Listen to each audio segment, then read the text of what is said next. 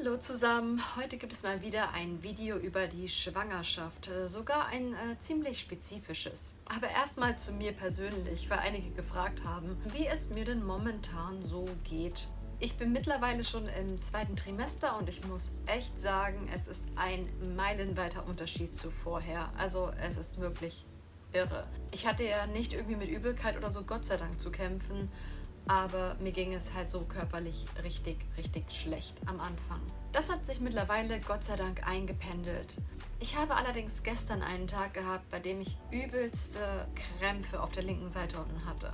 Und so langsam fängt der Bauch an zu wachsen, auch wahnsinnig ungewohnt für mich. Ich war vor einigen Tagen auch wieder bei einer Untersuchung und es ist alles in Ordnung, bis auf die Tatsache, dass, ja, sagen wir mal so, die Ärztin hat sich ein wenig Sorgen gemacht, weil ich nicht so viel wiege, wie ich sollte.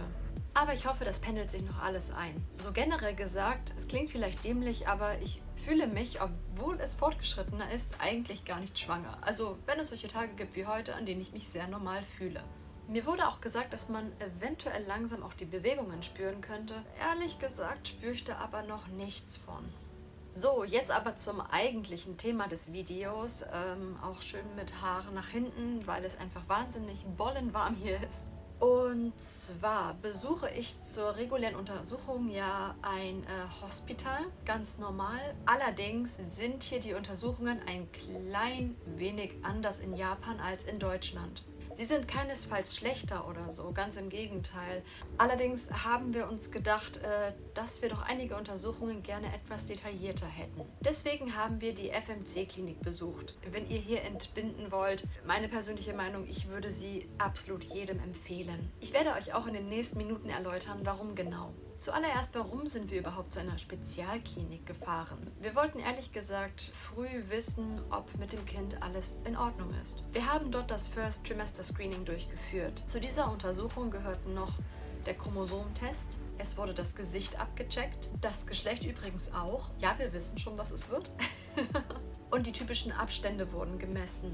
Also quasi hier vorne an der Nase und hinten am Nacken auch noch ein ganz bestimmter Teil. Am Anfang hatten wir ein Gespräch mit einer Ärztin, die uns über alles aufgeklärt hat. Beziehungsweise in erster Linie auch mein Mann, der ja in Biologie und Genetik nicht so ganz bewandert war wie ich. Sie hat alles erstmal für mich auf Englisch erklärt und für ihn dann nochmal detaillierter auf Japanisch. Und ich muss sagen, wow, ihr Englisch war so wahnsinnig gut, also das habe ich hier wirklich in Japan selten erlebt. Die Ärztin hat auch ein wenig von sich selbst erzählt und hat auch gemeint, sie hätte 35 Jahre auch in Amerika untersucht. Ja, ihre persönliche Meinung bezüglich dem japanischen Gesundheitssystem ist auch nicht das Beste, ehrlich gesagt. Es gibt da schon bessere. Beispielsweise hat sie mir auch quasi so einen Plan gezeigt, auf dem verschiedene Untersuchungen aufgelistet sind. Das Traurige daran ist leider wirklich, dass 2 der großen Untersuchungen davon nicht in Japan in herkömmlichen Ladies-Kliniken oder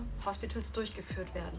Das ist zum einen das First Trimester Screening, was wir gemacht haben, und zum anderen das Detailed Sonogram im 2. und 3. Trimester. Diese Untersuchungen sind in anderen Ländern wie Deutschland oder Amerika herkömmlich und hier musst du leider extra dafür zahlen. Sie hat mir generell auch ein paar Sachen erzählt, die mich zum einen sehr aufgerüttelt haben, ein wenig auch schockiert haben, aber ich fand es sehr gut, dass sie mir alles komplett erzählt hat. Und ich muss ehrlich sagen, ich finde es auch sehr wichtig, darüber zu berichten, weil ich hatte davor überhaupt gar keine Ahnung davon. Also ich wusste schon, dass das Gesundheitssystem in Japan komplett anders ist als in Deutschland, aber es gibt wirklich einige Dinge, die einen echt auf den Boden setzen. Es ist zum Beispiel so, dass in Japan in den Kliniken wirklich nur die allernotwendigsten Untersuchungen gemacht werden. Wie gesagt, diese 2 größeren, die ich davor erwähnte, die fallen komplett weg und japanische Ärzte tendieren leider dazu, das gilt jetzt nicht detailliert für jeden einzelnen Arzt, aber der Großteil ist leider so eingestellt, dass wenn es irgendwelche Probleme mit dem Fötus gäbe, dass sie es nicht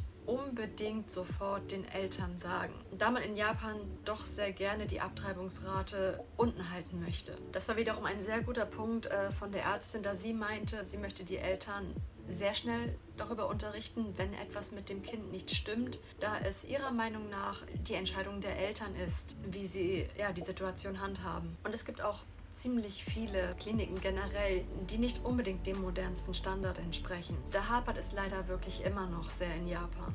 Ein großer Punkt, der mich halt echt schockiert hat, ist die Tatsache, dass die PDA hier zum Beispiel nicht gang und gäbe ist.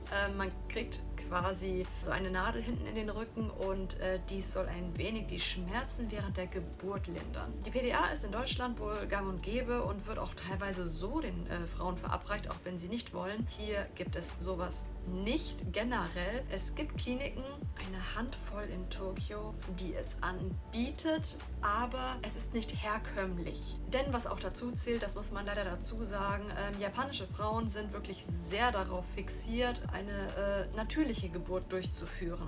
Und das muss man halt leider auch sagen, das ist immer so ein bisschen so dieses Tatemae-Honne-Problem. Sie versuchen trotz der Schmerzen nicht so während der Geburt zu schreien, sondern auf gut Deutsch beißen einfach die Zähne zusammen und halten die Schmerzen aus. Wenn man sich aber allerdings eine PDA wünscht, kann man sich zu einer dieser Kliniken überweisen lassen. Allerdings ist dann natürlich auch die Problematik, ob man auch einen Platz dort bekommt. Aber wenn das alles geklappt hat, kann man dort im Vorfeld die PDA beantragen. Diese kostet 800.000 Yen, was wirklich ein krasser Betrag ist. Ich hatte euch in einem Video davor ja auch mal diese Coupons gezeigt, die man benutzen kann, die mir auch bisher, muss ich echt sagen, wahnsinnig geholfen haben und wirklich einen Großteil der Kosten abgedeckt haben. Allerdings gibt es keinerlei Coupons für PDAs.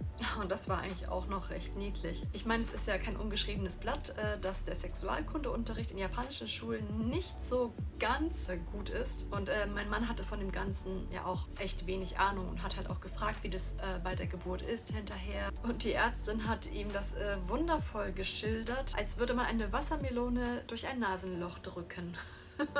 Ja, der Grund, warum ich auch anfangs ein wenig auf die PDA ein bisschen fixiert war, weil ich glaube, jede Frau denkt sich eigentlich, ja, so wenig Schmerzen wie möglich, wenn es geht. Sagen wir mal so, ich bin eigentlich relativ froh mit dem Krankenhaus, in dem ich bin. Es ist wirklich in Ordnung und okay, aber ich habe wirklich angefangen, mir Gedanken zu machen, wie das überhaupt dann am großen Tag der Entbindung werden soll. Die Ärztin war auch so lieb und hat mir auch direkt gleich im Anschluss auch Krankenhäuser rausgesucht, die eine PDA, falls ich mich dazu wirklich final entscheiden sollte, die eine PDA anbieten.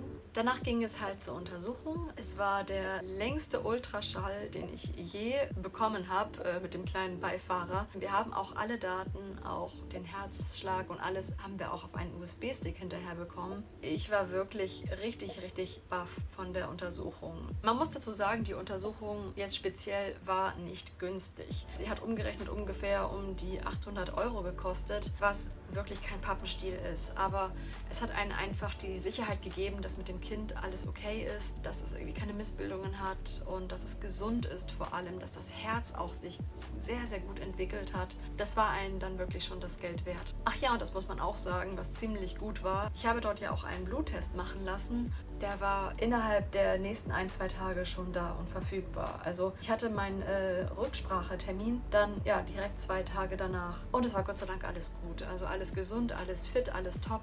Ich weiß auch meine Blutgruppe endlich mal, jetzt seit Jahren.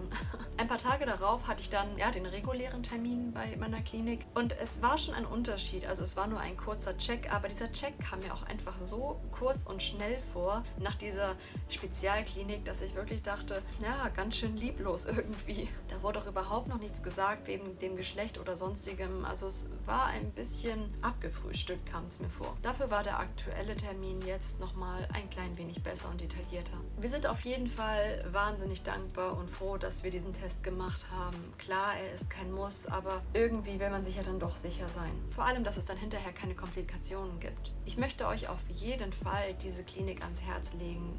Die ist wirklich super. Und auch wenn ihr dem Japanischen nicht so mächtig sein solltet, wie gesagt, da müsst ihr gar keine Angst haben, denn das ganze Personal konnte wirklich super Englisch und man fühlt sich da wirklich super aufgehoben. Jetzt bin ich, glaube ich, auch am Ende mit meinem Video. Ich hoffe, es war ein klein wenig lehrreich und augenöffnend und konnte dem einen oder anderen vielleicht etwas helfen. So, in diesem Sinne, das war's dann erstmal wieder von mir aus. Ich zerlaufe weiter und schmelze in der Hitze und wir sehen uns dann im nächsten Video.